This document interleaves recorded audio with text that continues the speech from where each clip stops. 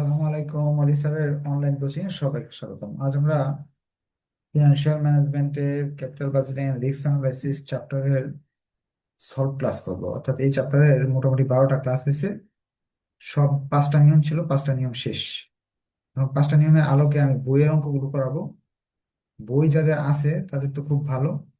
তারা আপনার ওই যে মিলেনিয়াম বা ব্যতিক্রম, মিলেনিয়াম অথবা আর কি কমার্স পাবলিকেশন মেন বুঝি থাকে, তাহলে খুব ভালো। আর যদি না থাকে তাহলে এখানে একটা এক্সারসাইজ শিট আছে আপনাদের গ্রুপের ভিতরে, পিডিএফ। সেখান থেকে এই এক্সারসাইজ শিটটা প্রিন্ট করে বা ডাউনলোড করে ওইখান থেকে প্র্যাকটিস করতে পারবেন। হ্যাঁ, আমার এক্সারসাইজ শিটের যে অঙ্কগুলো আছে বা বইয়ের যতগুলো অঙ্ক আছে সেগুলো আমি একটু দেখাই দিব। প্রথমে যে অঙ্কগুলো আছে এটা হলো আপনার ক্যাপিটাল বাজেটিং এর অঙ্ক। PVP, ARR, ROI, NPV, IRR, এগুলো নিয়ম তো আমি শিখিয়ে দিছি। এখন তারপর যদি এই নিয়মগুলো আপনার আয়ত্তে না থাকে তাহলে যারা থার্ড ইয়ারে আছেন তার হলো ম্যানেজমেন্ট অ্যাকাউন্টিং এ আমি এটা করাবো, সেখান থেকে আপনি এই নিয়মগুলো শিখে নেবেন। আর যারা ফোর্থ ইয়ারে আছেন তারা হলো প্রজেক্ট ম্যানেজমেন্ট যে বইটা আছে ওইখানে আমি এটা শিখিয়ে দিব। হ্যাঁ, তো সেখানে এইগুলো আপনার করানো হয়ে যাবে। হ্যাঁ, আর যে আপনি ম্যানেজমেন্ট অ্যাকাউন্টিং না প্রাইভেট পড়েন তাহলে তো আর এটা শেখা সম্ভব না। বা যদি সেকেন্ড ইয়ারে প্রিন্সিপালস অফ ফিনান্স বা first year principles of finance না করে আসেন তাহলে এই অঙ্কগুলো তো পারবেন না। আপনার ওই সাবজেক্টে ভর্তি হয়ে ম্যানেজমেন্ট অ্যাকাউন্টিং বা প্রজেক্ট ম্যানেজমেন্ট, হ্যাঁ, ওই দুইটা মাঝে যে কোনো থার্ড ইয়ার যারা আছে ম্যানেজমেন্ট অ্যাকাউন্টিং ভর্তি হয়ে এটা শিখে নেবেন। না হলে ফোর্থ ইয়ার যারা আছেন প্রজেক্ট ম্যানেজমেন্টে ভর্তি হয়ে এগুলো শিখে নেবেন। এগুলো সাধারণত আসে না, এই জন্য capital budgeting and risk analysis চ্যাপ্টারে এগুলো করানো হয় না। আচ্ছা, তাহলে এই এই নিয়মগুলো আছে আমার শিটে আছে, করানো হয়েছে ইয়েতে থার্ড ইয়ারে বা ফার্স্ট, আপনার ফার্স্ট ইয়ার সেকেন্ড ইয়ার। এই এই টাইপের অঙ্ক আছে বইতে। প্রথমে কত সব বইতে এই টাইপের অঙ্ক ফার্স্টে দেওয়া আছে। আহ আমরা এখান থেকে শুরু করি। প্রবলেম 4। প্রবলেম 4 হলো আমরা যে লেকচার শিটের 1 নম্বর অঙ্কটা করলাম না, 1 2 যে করলাম, এই 1 2 এর মতো প্রবলেম 4টা। কি দেওয়া আছে এখানে, যে এখানে আপনার দুইটা প্রজেক্ট ইনভেস্টমেন্ট দেওয়া আছে, তারপরে ইয়ারে কত টাকা আসছে সেটা দেওয়া আছে। সরি, এটাও ইয়ে এটাও ক্যাপিটাল বাজেটিং এর অঙ্ক। এইটা হলো আমাদের লেকচার শিটের কত নম্বর অঙ্ক, এই 2 নম্বর অঙ্কের মতো। লেকচার শিটের 2 নম্বর অঙ্কের মতো, যে এখানে সিএফএটি দেওয়া আছে, সার্টেনলি ইকুইভ্যালেন্ট দেওয়া আছে, এনসিও ইনভেস্টমেন্ট দেওয়া আছে। দুইটা প্রজেক্ট, একটা প্রজেক্ট নাম সি, একটা নাম হলো ডি। এখানে কস্ট অফ ক্যাপিটাল 14% দেওয়া আছে, আর আরএফ দেওয়া আছে 9%। 14% আমার যদি নেট প্রেজেন্ট ভ্যালু আনএডজাস্টেড রিস্ক যদি বলে, তাহলে আমাকে এইভাবে অঙ্কটা করতে হবে। 14% দিয়ে অঙ্কটা করতে হবে। হ্যাঁ, দুইটা প্রজেক্টের আমি 14% দিয়ে বের করলাম এনপিভি। দুইটার মাঝে কোনটা ভালো, যেটা বড় এটা ভালো। যেমন এটা ডি প্রজেক্টটা, সি প্রজেক্টটা বড়, তাই আমরা সি প্রজেক্টটাকে আমি অ্যাকসেপ্ট করলাম। সেম অ্যাজ এই অঙ্কটাই, শুধু টাকাগুলো চেঞ্জ করা। এই এই অঙ্কটা 3 নম্বর অঙ্কটা নেট প্রেজেন্ট ভ্যালু বের করতে বলছে আনএডজাস্টেড। পার্সেন্ট দেওয়া ছিল 10 এবং 8। সেম অঙ্ক, শুধু ডিজিট গুলো চেঞ্জ করা। পরে বলতেছে certainly equivalent net present value for each project. সার্টেনলি ইকুইভ্যালেন্টের নিয়ম অনুযায়ী বের করতে হবে, এবং কোনটা ভালো সেটা বের করতে হবে। তা আমাদের এইবার একটা ঘর বাড়বে, তো এই যে সি সি সিই এফ, অর্থাৎ সার্টেনলি ইকুইভ্যালেন্ট ফ্যাক্টর, যে এই ঘরটা যে দেওয়া আছে এটার ইউজ করতে হবে, এবং এই 9% ইউজ করতে হবে। এগুলো আমরা আগের ক্লাসে শিখানো আছে। প্রবলেম 3 যারা করছেন তারা তো এগুলো পারেন। এইভাবে এখানে মান আসতেছে 9,000 মাইনাসে, তো এখানে আসতেছে 6,000। তা আমার বি প্রজেক্টটা নিতে হবে। ডি ডি প্রজেক্টটা যেহেতু এটা বড়, শীটের 3 নাম্বার আর এটা 1।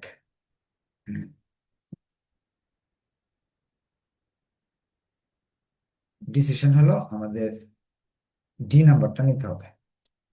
হয়ে গেল আমাদের 5, হইল 6।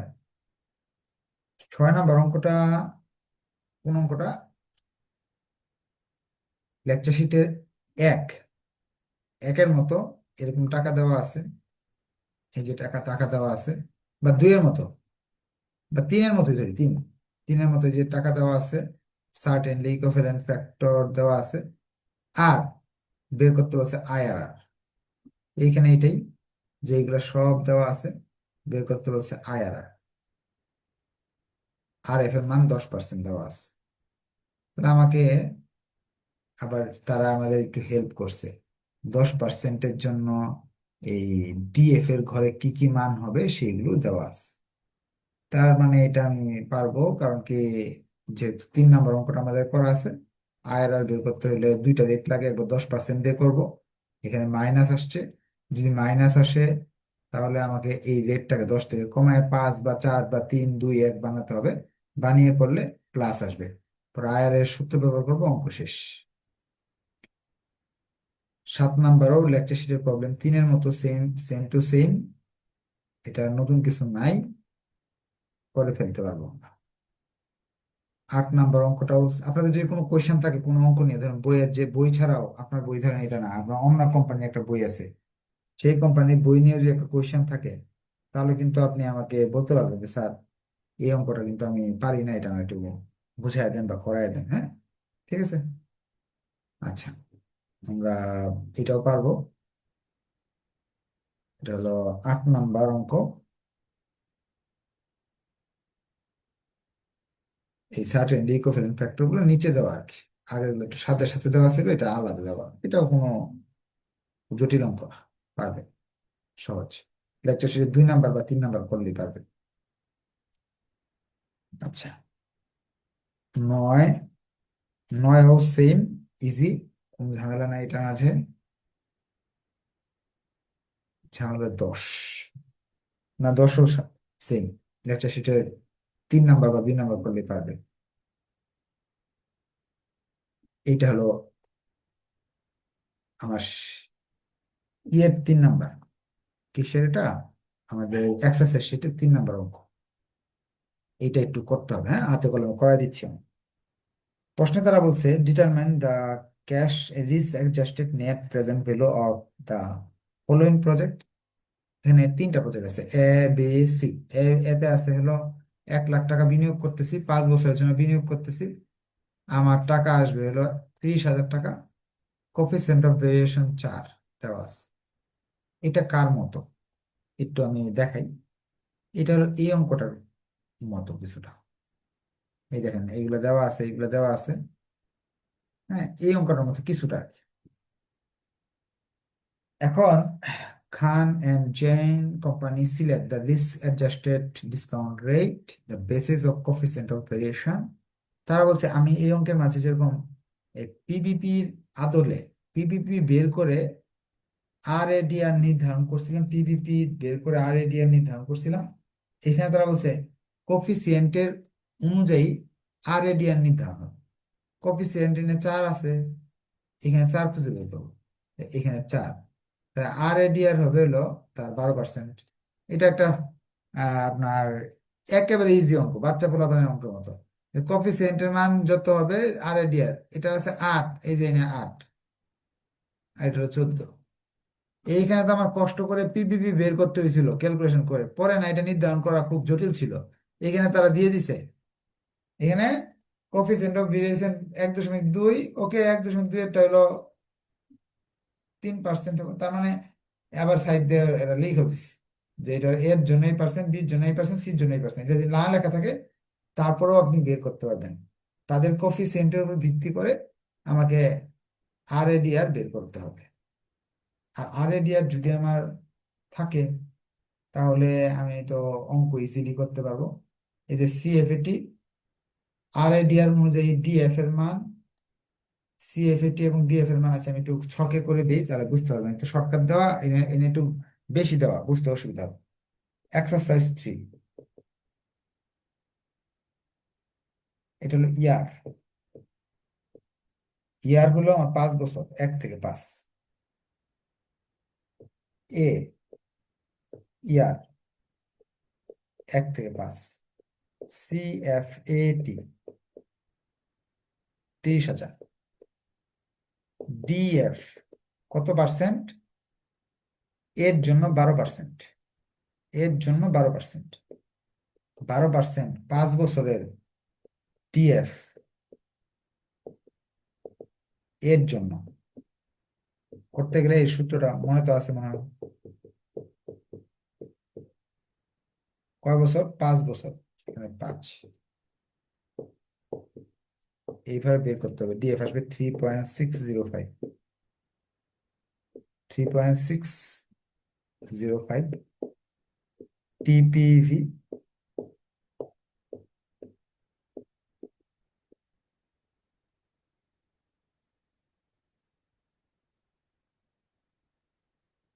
এনসিও বিনিয়োগ দেওয়া আছে প্রশ্নে। এনপিভি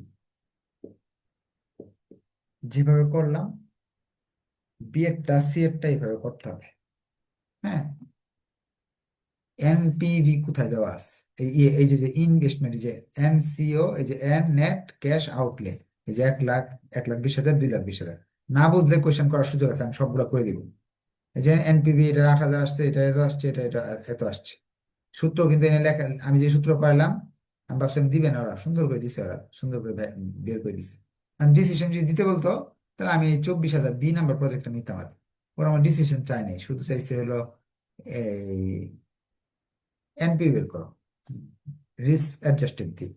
অর্থাৎ প্রবলেম 3টা, আমি যদি প্রবলেম 5 করি আমার শিটের, প্রবলেম শিটের 5 করলে 3 আপনি পারবেন। এই যে শিটের 5 5 করলে 3 পারবেন। পাঁচের 5-এর চেয়ে এটা সহজ। তাহলে হয়ে গেল, এটা বুঝতে পারলে ওকে লেখেন, যদি কোশ্চেন থাকে বলতে বলতে পারেন। প্রবলেম 12। প্রবলেম 12 সেম অ্যাজ এটা, একের এক সেম। 4 নম্বর অঙ্কটা। হ্যাঁ, সবকিছু এরকম দেওয়া আছে। এনপিভি বের করতে বলছে, আমরা যেভাবে পারি এইভাবে এনপিভি বের করলাম। আর এডিআর বের করতে বলছে, যেভাবে করা এটা করলাম। এই যে যেভাবে করার ছিল এইভাবে করাই দিছিলাম, এইভাবে করাই দিছিলাম, এইভাবে করাই দিছিলাম আর কি। হ্যাঁ, এইভাবে করবেন। আর এডিআর বের করছিলাম, এইভাবে এইভাবে এই পর্যন্ত শেখানো হয়েছে। কিন্তু এই অঙ্কে তারা বলছে এই পর্যন্ত শেষ ছিল। এখানে একটা রিকোয়ারমেন্ট বেশি আছে। রিকোয়ারমেন্টটা বলছে আর এডিআর ইউজ করে প্রতিটা প্রজেক্টের এনপিভি বের করা। আমরা কিন্তু এখানে এনপিভি বের করছিলাম এটার আলোকে। কোনটা? আমরা 15%-এর আলোকে অঙ্কটা করছিলাম এনপিভি। এই যে এখানে 15% দিয়ে অঙ্কটা আমি করছি। এই যে 15% দিয়ে অঙ্কটা করছি। কিন্তু তারা বলতেছে এইবার এখানে আমরা আরএডিআর যেটা আসছিল সেটা দিয়ে করতে হবে। আরএডিআর আমাদের এই জায়গায় আসছে হলো 19, এই জায়গায় আসছে 15। আবার এনপিভি করবো এখানে 19 দিয়ে, আর এখানে 15 দিয়ে। আচ্ছা, পরে সিদ্ধান্ত দিতে হবে। সিদ্ধান্ত তো আমরা বুঝতেই পারছি। 13 সেম এস, মাত্র যেটা করলাম এটাই, একই অঙ্ক, দুইবার দিছে বইতে। এটা আমার এক্সারসাইজের 4 নম্বর অঙ্ক। হ্যাঁ, এখানে তারা বলতেছে আপনার, এটা আমার হাতে কলমে হয়তো করাতে হবে।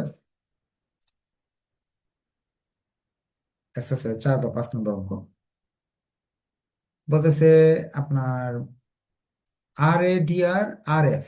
আর এফ এর মান এখানে দেওয়া আছে, অনেকগুলো আর এফ এর মান দেওয়া আছে এখানে। যদি আর এফ হয় এটা, আর এ ডি আর এটা, যদি আর এফ হয় এটা, আর এ ডি আর এটা, বিভিন্ন ধরনের আর এফ যদি 2 হয়, আর এ ডি আর 17। এটা তারা বলছে। বলার পর বলতেছে যে সার্টেনলি ইকুইভ্যালেন্ট ফ্যাক্টর 0 বছরের জন্য এক, প্রথম 3 বছরে এর জন্য একটা রিক্সের সার্টেনলি ইকুইভ্যালেন্ট ফ্যাক্টর দেওয়া আছে, বির জন্য একটা দেওয়া আছে। এখন আমাদের আরো কিছু কথা বলছে। এ প্রজেক্টে 15,000 টাকা বিনিয়োগ, বি প্রজেক্টে 20,000।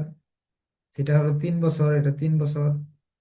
সিএফএটি এটা 7,000, এটার এত। বিটা বা রিক্স ইন্ডেক্স এটা 4, এটা 18। অর্থাৎ আমারে আমার এবারের অঙ্কটা মিক্সড। এই অঙ্ক আপনার এই যে এইটা আর প্রথম যে সার্টেনলি ইকুইভ্যালেন্ট ফ্যাক্টরের অঙ্ক, এইসব অঙ্ক মিক্সড, এটা দুইটা মিলিয়ে। প্রথমে তারা বলছে ignore any difference of risk and assume that the firm cost of capital 10%, NPV বের করো। অর্থাৎ আমাদের নর্মাল নিয়ম অনুযায়ী এনপি বের করতে বলছে। নর্মাল নিয়ম অনুযায়ী এনপি বের করা যেটা সিস্টেম, এইভাবে আমরা করে ফেলছি। ছক দিয়ে করতে পারতাম, সূত্র দিয়ে করে ফেলছি। হ্যাঁ, ছক দিয়ে করাও যাবে। ছক দিয়ে করলে কি করতে হবে আমি একটু দেখা দিই। প্রজেক্ট এর 3 বছরের অঙ্ক না, এখানে 3 লিখবো। সিএফএটি, সিএফএটি হলো আমাদের 7,000 টাকা। এরপর ডিএফ 10% হারে, এখানে 10%, এখানে 10%, 3 বছর। সেই হিসাবে এখানে আসবে হলো 2,4,8,7, 2,4,8,7। এটা এটা গুণ করলে আসবে 17,409। আর এখানে এনপিভি, ওই এনসিও 15,000, এনপিভি 2400। ছক দিয়ে করতে পারি, আবার যদি মনে করেন সূত্র ব্যবহার করবেন, সূত্র দিয়ে করাও সম্ভব। বি প্রজেক্টও এরকম ছক দিয়ে আমরা করে ফেললাম, এটা আসছে এনপিভি, এটা আসছে। তাহলে বি প্রজেক্টরটা ভালো, এটা বড়, শেষ। প্রথম রিকোয়ারমেন্ট ইজি ছিল। দ্বিতীয় রিকোয়ারমেন্ট বলছে যে সার্টেনলি কোভ্যালেন্টের মেথড ইউজ করো, রিস্ক ফ্রি রেট ইউজ করো। আপনার রিস্ক ফ্রি রেট তো আমাদের ব্যবহার করতে গেলে, রিস্ক ফ্রি রেট তো এখানে এক একটা এক এক সময় বলে দিছে, কোন রিস্ক ফ্রি রেটটা আমি ব্যবহার করব। হ্যাঁ, এটাও আমাদের জানা দরকার। বি নাম্বার রিকোয়ারমেন্ট করতে গিয়ে আমরা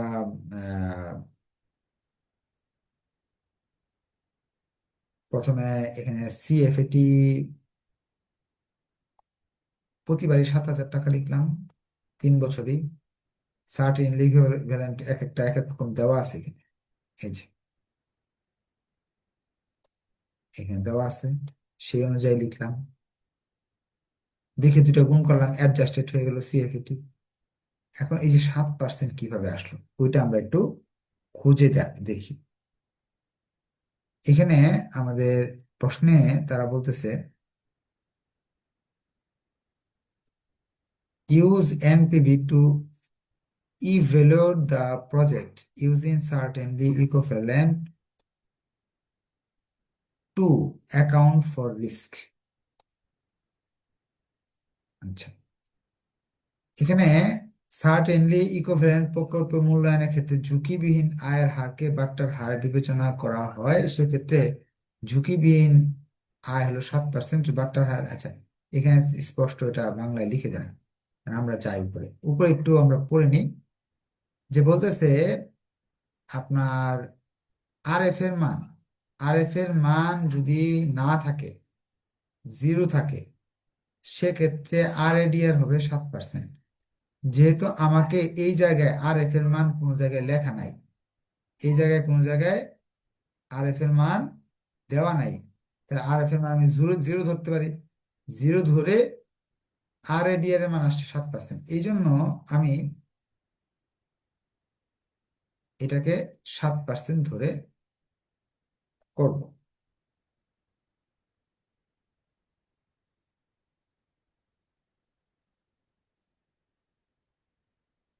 ইন্ডেক্সের মান দেওয়া নাই, এই জন্য এটা 7% ধরে করব। ইন্ডেক্সের মানটা এই যে এখানে দেখেন, ইন্ডেক্সের মান যদি 0 থাকে, আর এফ এর মান হবে 7%। আচ্ছা, ইন্ডেক্সের মান যদি 0.02 থাকে, ওটার মান হবে 8%। যেহেতু নাই, তাহলে এখানে 7% ধরে করবো। এই যে এখানে 7% দিলাম, দিয়ে অঙ্কটা করলাম। বি প্রজেক্টের এটা কাটটা করলাম। বি প্রজেক্ট, এ প্রজেক্টটাও করলাম আমরা। 3 নাম্বার রিকোয়ারমেন্ট তারা বললো এনপি বের করো using risk adjusted discount rate two account for risk. আচ্ছা, তারা বলছে এবার রিস্ক ইন্ডেক্সের মান, এখানে এই যে এখানে রিস্ক ইন্ডেক্সের মান তো দেওয়া নেই। দেখি উপরে এনপিউ যখন আমরা বের করলাম 10%, ওই যে রিস্ক ইন্ডেক্সের মান হলো যেটা 4, আর এটা হলো 18। এখন এটাতে বলছে দুইটা, আমার তফাৎটা একটু দেখি। এই যে use use risk in use risk adjusted discount rate on two account risk. আচ্ছা, এখানে বলছিল প্রজেক্ট ইউজিং সার্টেনলি ইকুইভ্যালেন্ট। আচ্ছা, এই জায়গায় রিস্ক অ্যাডজাস্টেড বলছে যখন, তখন এই যে ইন্ডেক্স হলো এখানে 4 আছে একটা, তো 4টা এখানে দেখি 4-এর সোজা হলো 9, তাহলে প্রথমটার জন্য 9 হবে। আর এটার আছে 1.8, তাই এই এই দ্বিতীয়টার জন্য হবে 16%। দেখি কত দিয়ে করছে তারা। এখানে 4-এর জন্য 9 দিয়ে করছে, আর 18-র জন্য 16% দিয়ে করছে। ছোট শর্টকাটে করে ফেলছে, হ্যাঁ, ছক দিয়ে না করে। রিস্ক অ্যাডজাস্টেড করে করে নেই, সরাসরি করে ফেলছে। রিস্ক অ্যাডজাস্টেড করে নেই, সরাসরি করে ফেলছে। কারণ তারা বলে দিচ্ছে উপরটা রিস্ক অ্যাডজাস্টেড সিস্টেমে করতে বলছিল, এই যে রিস্ক অ্যাডজাস্টেড সিস্টেমে করতে বলছিল, এখানে রিস্ক অ্যাডজাস্টেড সিস্টেমে করতে বলে নাই। আচ্ছা, আমরা করে ফেললাম। ডি নাম্বারে আমাদের ইয়ে চাইছে, কি বলতে চাইছে এখানে, আপনার তফাৎ বা কমেন্ট চাইছে। এটা আপনার একবার পড়লেই পারবেন। 15 নম্বরটা একেবারে ইজি। 15 নম্বরের মাঝে আমরা same as, same to same, problem 2-এর মতো 15 সেম, এটা আমরা পারবো। 15 পারবো। 16, 16 নম্বরে একটা আইটেম আছে, ভেরিয়েন্স বের করো। 16 নম্বরে একটা আইটেম আছে, সেটা কি? ভেরিয়েন্স বের করো। স্ট্যান্ডার্ড ডিভিয়েশনের স্কোয়ার করলে ভেরিয়েন্স বেরিয়ে আসে এই অঙ্কে। এই যে দেখেন, স্ট্যান্ডার্ড ডিভিয়েশন যেটা মান বের হয়ে আসছে আমাদের, এটা, এটাকে স্কোয়ার করলেই ভেরিয়েন্স চলে আসবে। যদি ভেরিয়েন্স চায়, স্ট্যান্ডার্ড ডিভিয়েশনের মানকে স্কোয়ার করতে হবে। ভেরিয়েন্স কই করছে এরা, এটাকে স্কোয়ার করবেন। এই যে এটা স্কোয়ার করলে এই মানটা আসে, এটা হলো ভেরিয়েন্স আমার। হ্যাঁ, তা আমি শিখে নিলাম ভেরিয়েন্স যদি প্রশ্নে চায় তাহলে কি করতে হবে। ঠিক আছে, তাহলে আমরা আজকে শেষ করলাম হলো 16 পর্যন্ত। আম, আপনার 17 থেকে শুরু করব নেক্সট ডেতে। 17 আপনারা পারবেন, লেকচার শিটে 16 হলো। আচ্ছা, 16 পর্যন্ত করে দিলাম, হ্যাঁ। 17 থেকে নেক্সট ডেতে শুরু করব। আপনাদের যদি ব্যক্তিগত কোনো কোয়েশ্চেন থাকে নেক্সট ক্লাসও করতে হবে। আপনার বই দেখেন, বই দেখে মার্ক করে বের করেন যে এই বইয়ের এই অংশটা আমি বুঝি নাই, আমি আরেকবার বুঝাই দিই। ধন্যবাদ সবাইকে, নেক্সট ক্লাসে দেখা হবে। আসসালামু আলাইকুম, আল্লাহ হাফিজ।